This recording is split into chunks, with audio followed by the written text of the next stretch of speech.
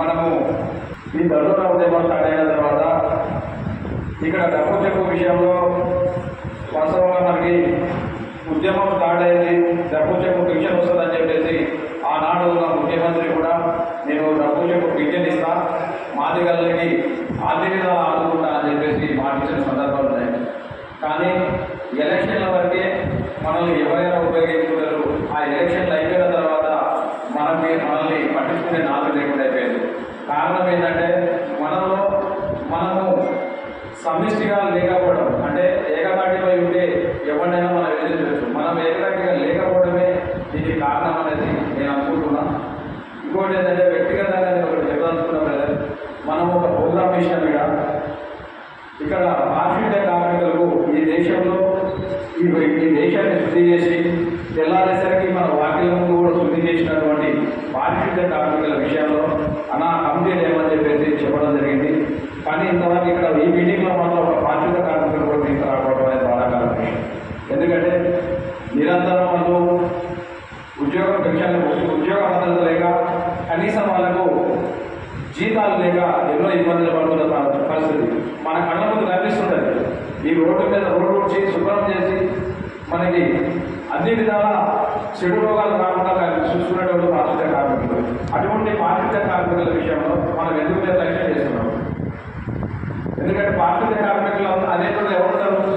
మనం మాదిగలేకుంటారు కాబట్టి వాళ్ళకి ఉద్యోగ పద్ధతి లేదు. కనీసం వాళ్ళు చనిపోతే పట్టించుకునేటువంటి లేడు. ఒక డాక్టర్ చనిపోతే ఆ డాక్టర్ గారికి పింఛన్ ఇస్తుంది గవర్నమెంట్, వాళ్ళు సపరేట్గా వారికి వాడి భార్య ఉద్యోగం ఇస్తుంది, వాళ్ళు లేదా వాడి కూతురు ఉద్యోగం ఇస్తుంది. కానీ ఇలా పారిశుద్ధ్య కార్మికుడికి ఏదైనా అయితే కనీసం పట్టించుకునే పరిస్థితి లేదు.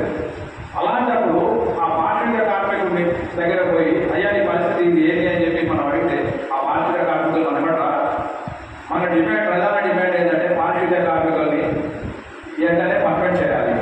ఏ ప్రభుత్వాలు వచ్చినా వాళ్ళని ఓట్ బ్యాంకుగానే వాడుకుంటుంది తప్ప వాళ్ళని పర్మనెంట్ చేసే పరిస్థితి లేదు. కనీసం కాంగ్రెస్ గవర్నమెంట్ అయినా మేము దళితులకు అనుకూలంగా ఉంటాము, దళితులకు సహకరిస్తున్నాము, మేము మాదిగలు లేకపోతే మా రాజకీయ భవిష్యత్తు లేదని చెప్పిన రేవంత్ రెడ్డి గారు స్వయంగా ఆయన చెప్పారు. అటువంటి రేవంత్ రెడ్డి గారిని చెప్పబోయేది ఏంటంటే ఫస్ట్ పారిశుద్ధ్య కార్మికులని రెగ్యులరైజేషన్ చేయండి. పారిశుద్ధ్య కార్మికులను రెగ్యులరైజ్ చేసి ఇప్పుడు ఎంప్లాయీస్ మన డాక్టర్ కానీ ఒక ఉపాధ్యాయుడికి కానీ ఏ విధంగా అయితే వాళ్ళకి అన్ని సౌకర్యాలు ఇస్తున్నారో వాళ్ళకి కూడా అన్ని సౌకర్యాలు కల్పించాలనేది మనం ఈ సందర్భంగా ఈ స్టేజ్ నుంచి వాళ్ళకి విన్నపం చేస్తున్న గవర్నమెంట్కు. ఇక బీజేపీ గవర్నమెంట్కి వచ్చేసరికి బీజేపీ గవర్నమెంట్ ఎంతసేపటికి మేము వచ్చిన 100 రోజుల్లోనే వర్గీకరణ చేస్తాం అని చెప్పి ఆనాడు సుష్మా స్వరాజ్ గారు కన్నా మొదలు పెడితే ఈనాటి కర్ణాటక వరకు కూడా మనకి మాటిచ్చింది. కానీ ప్రధానమంత్రి గారు మాయమాటలు చెప్పి విశ్వరూప మహాసభ అని చెప్పి పెట్టి నేను వర్గీకరణ చేస్తా, వర్గీకరణ